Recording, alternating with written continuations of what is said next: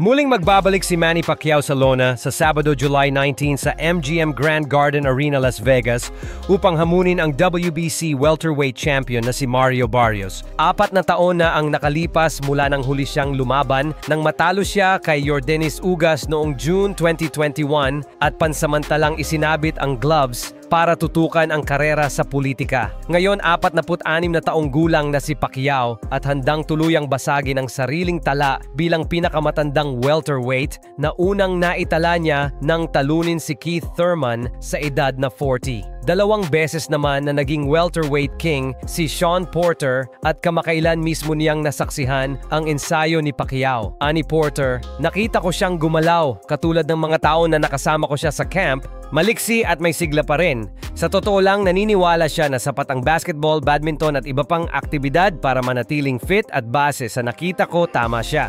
Ang sabi nga nila, ang huling nawawala ay ang power at swak ang estilo ni Mario Barrios para sa kanya. Ang laban na ito ang magpapatunay kung tama ang tiwala ni Pacquiao sa sarili. Si Barrios, edad 30, may record na 29 wins, 2 losses, 1 draw at 18 knockout, matangkad ng 6 na pulgada at mas bata ng 16 na taon, ngunit haharap sa alamat na may 62 panalo, 8 kabiguan, 2 draw at 39 na knockout. Sa kabilang dako, umuugong na ulit ang pangalang Floyd Mayweather. Ayon sa World Boxing News, kapag natalo ni Pacquiao ang kabataan ni Barrios, maaring buksan muli ni Mayweather ang pinto para sa matagal nang inaasam na rematch, halos 1 dekada matapos ang kanilang record-breaking fight of the century noong 2015. Ang balitang ito'y may kasamang bulong na handang maglagay ng higanting pera si Al Haymon habang interesado ang Netflix at maging ang Saudi Ministry of Entertainment sa paghawak ng broadcast at venue.